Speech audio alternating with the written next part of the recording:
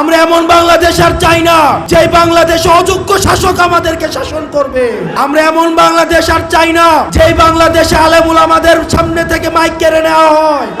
আমরা এমন আর বাংলাদেশ চাই না যে বাংলাদেশে দাড়ি ধরে ধরে আলেম উলামাদেরকে জেলে ঢুকানো হয়।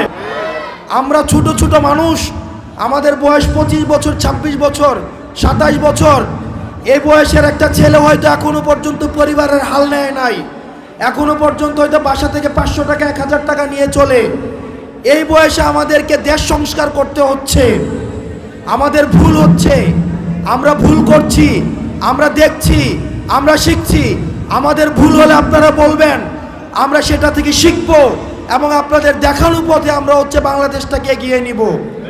আমরা এমন বাংলাদেশ আর চাই না যে বাংলাদেশে আলেম উলামাদের সামনে থেকে মাইক কেড়ে নেওয়া হয়। আমরা এমন আর বাংলাদেশ চাই না যে বাংলাদেশে দাড়ি ধরে ধরে আলেম উলামাদেরকে জেলে ঢুকানো হয়।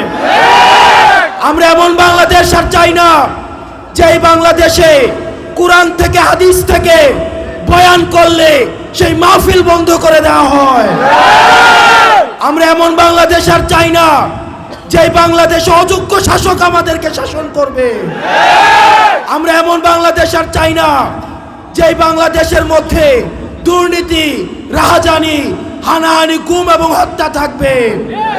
আমরা বিভিন্ন জায়গায় বিভিন্ন বিষয় নিয়ে আমরা কথা বলি, আমরা মানুষকে সচেতন করি, আমরা বিভিন্ন জায়গায় বিভিন্ন বিষয় নিয়ে কথা বলতে হয়।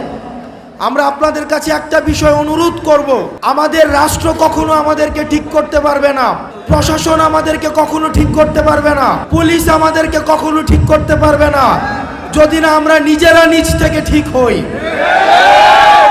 আপনাদের কাছে অনুরোধ করব, আমি ইসলামে অনেক বেশি কিছু জানি না, ইসলাম নিয়ে আমার অনেক, এখানে যারা রয়েছেন সবাই ইসলাম বিষয়ে তাত্ত্বিকভাবে অনেক বেশি শিক্ষিত, তাদের প্রগাঢ় জ্ঞান রয়েছে। আমার ভুল হলে আপনারা মাফ করবেন। আমার যেই বাস্তবিক অভিজ্ঞতা থেকে বলবো, আপনারা ঘুষ থেকে দূরে থাকবেন। আপনারা ঘুষ দেওয়ার কোনো প্রয়োজন নাই। আপনাদের এটা তদবির কোনো ভালো জিনিস না। আপনার যদি মনে হয় একটা মানুষ আপনার পরিচিত রয়েছে ক্ষমতার কাছাকাছি, তার থেকে আপনি বিশেষ সুযোগ সুবিধা নিবেন, এটাও এক ধরনের অপরাধ। এই ঘুষ, সুদ, এগুলা থেকে আপনাদেরকে দূরে থাকতে হবে। মনে রাখতে হবে, আপনাদের যারা প্রতিনিধিত্ব করছে তারা আপনাদের কর্মচারী।